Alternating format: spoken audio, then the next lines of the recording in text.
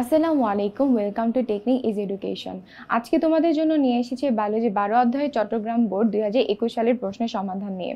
এখানে প্রশ্ন উদ্দীপকে বলা হচ্ছে ক্রোমোজোম হলো বংশগতির প্রধান বস্তু। এটি ডিএনএ, আরএনএ এবং প্রোটিন নিয়ে গঠিত। মানবদেহে দুই ধরনের ক্রোমোজোম আছে, একটি অটোজোম এবং অন্যটি সেক্স ক্রোমোজোম নামে পরিচিত। এদের মধ্যে শেষেটি মানবলিঙ্গ নির্ধারণে গুরুত্বপূর্ণ ভূমিকা পালন করে। এখন প্রথম প্রশ্নটি হচ্ছে নিউক্লিওসাইড কি? ডিএনএর অ্যাপ্লিকেশনকে অর্ধরক্ষণশীল পদ্ধতি কেন বলা হয়? উদ্দীপকে উল্লিখিত প্রধান বংশগতি বস্তুর প্রথম উপাদানটির গঠন ব্যাখ্যা করো এবং উদ্দীপকের শেষের লাইনটির তাৎপর্য বিশ্লেষণ করো। আচ্ছা, তো প্রথম প্রশ্নটি হচ্ছে কি, নিউক্লিওসাইড কি?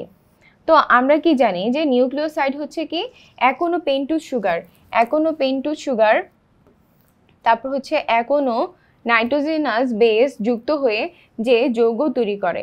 পেন্টোজ সুগার আর হচ্ছে কি নাইট্রোজেনাস বেস যুক্ত হয়ে যে যৌগ তৈরি করে তাকে বলে নিউক্লিওসাইড।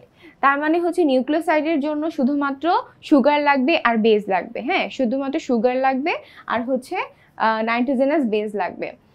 তো তার পরবর্তী প্রশ্ন হচ্ছে কি যে ডিএনএর অ্যাপ্লিকেশনকে অর্ধরক্ষণশীল পদ্ধতি কেন বলা হয়? আমরা জানি যে ডিএনএ যখন র্যাপ্লিকেট হয় নতুন ডিএনএতে কিন্তু আগের ডিএনএ বা মাতৃ ডিএনএ একটা পুরাতন সূত্র এবং নতুন ডিএনএ সূত্র যার যার বেজ অনুযায়ী হচ্ছে অ্যাড হওয়ার পরে হচ্ছে নতুন আরেকটা ডিএনএ তৈরি করে। বলছে যে এই পদ্ধতিতে ডিএনএ সূত্র দুটি হাইড্রোজেন বন্ধন ভেঙে গিয়ে আলাদা হয় এবং প্রতিটি সূত্র তার পরিপূরক নতুন সূত্র সৃষ্টি করে। এরপর একটি পুরাতন এবং একটি নতুন সূত্র যুক্ত হয়ে ডিএনএ অণু সৃষ্টি হয়। একটি পুরাতন মাতৃ সূত্রকে একটি নতুন সৃষ্ট সূত্রকে সমন্বয়ে গঠিত হয় বলে একে অর্ধরক্ষণশীল পদ্ধতি বলা হয়। তার পরবর্তী প্রশ্ন হচ্ছে কি, উদ্দীপকে উল্লেখিত প্রধান বংশগতি বস্তুর প্রথম উপাদানটির গঠন ব্যাখ্যা করো।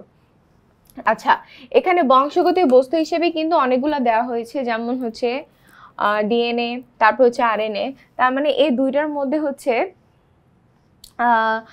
ডিএনএ হচ্ছে প্রথম বস্তুটা। তার মানে এখানে মেইনলি ডিএনএ সম্পর্কে গঠন ব্যাখ্যা করতে বলছে।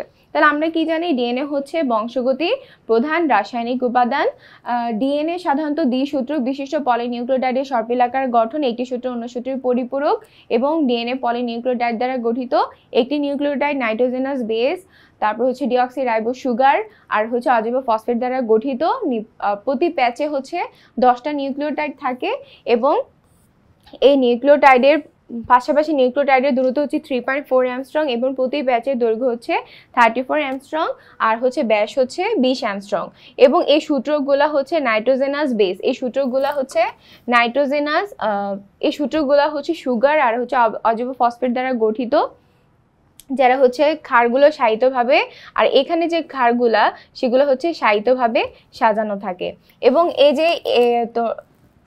যে আমাদের নাইট্রোজেনাস বেস যেটা আছে অ্যাডিনিন, গুয়ানিন, সাইটোসিন আর থায়ামিন। এখানে অ্যাডিনিন আর গুয়ানিন হচ্ছে পিওনিন শ্রেণীভুক্ত, সাইটোসিন আর থায়ামিন হচ্ছে পাইরিমিডিন শ্রেণীভুক্ত।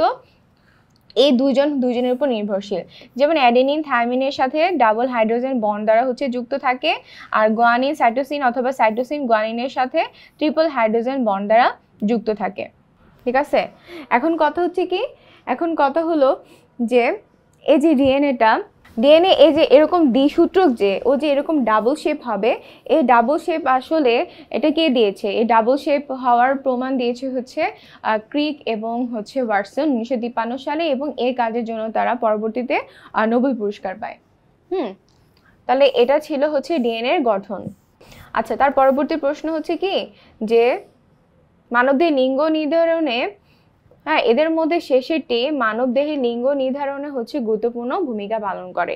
ওকে, তার মানে হচ্ছে এখানে ক্রোমোজোমের কথা বলা হয়েছে যে ক্রোমোজোম কিভাবে মানবদেহের লিঙ্গ নির্ধারণে গুরুত্বপূর্ণ ভূমিকা পালন করে। আমরা জানি হচ্ছে দুই ধরনের ক্রোমোজোম থাকে, একটা হচ্ছে অটোজোম আর একটা হচ্ছে সেক্স ক্রোমোজোম, যার মধ্যে হচ্ছে সেক্স ক্রোমোজোম হচ্ছে সবথেকে গুরুত্বপূর্ণ ভূমিকা পালন করে। হ্যাঁ, যেমন হচ্ছে গুরুত্বপূর্ণ ভূমিকা পালন করে কিভাবে, মা ও বাবা দুজনের যে জননকোষের ক্রোমোজোম থাকে, একটা হচ্ছে এক্স আর ওয়াই, যার মধ্যে এক্স হচ্ছে ওয়াই থেকে হচ্ছে ছোট থাকে তুলনামূলকভাবে, তখন বাবার শুক্রাশয়ে হচ্ছে এক্স আর ওয়াই বিশিষ্ট হচ্ছে শুক্রাণু থাকে, আর মার ডিম্বাশয়ে এক্স এক্স বিশিষ্ট হচ্ছে ডিম্বাণু থাকে। এখন বাবার যে শুক্রাণু যেটা এক্স ক্রোমোজোম বিশিষ্ট, সেটা যদি মার কাছে যায় তাহলে সন্তানটি হবে মেয়ে, আর যদি ওয়াই ক্রোমোজোম বিশিষ্ট ওয়াই ক্রোমোজোম বিশিষ্ট শুক্রাণু যদি মার কাছে যায় তাহলে সন্তানটি হবে ছেলে।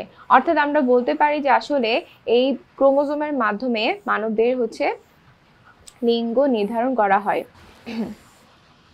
হ্যাঁ, তাহলে আসলে উদ্দীপকের মন্তব্যটি আসলে সঠিক। উদ্দীপকে কি বলেছিল? উদ্দীপকে বলেছিল যে এদের মধ্যে শেষটি মানে হচ্ছে ক্রোমোজোম কিভাবে মানুষের লিঙ্গ নির্ধারণে ভূমিকা পালন করে। আচ্ছা, তো এটা ছিল আমাদের চট্টগ্রাম বোর্ড 2021 সালের প্রশ্নের সমাধান। আমাদের পরবর্তী প্রশ্নের সমাধানের জন্য উপরে দেওয়া কিউআর কোডটি অবশ্যই স্ক্যান করবে। এ পর্যন্ত পাশে থাকার জন্য ধন্যবাদ।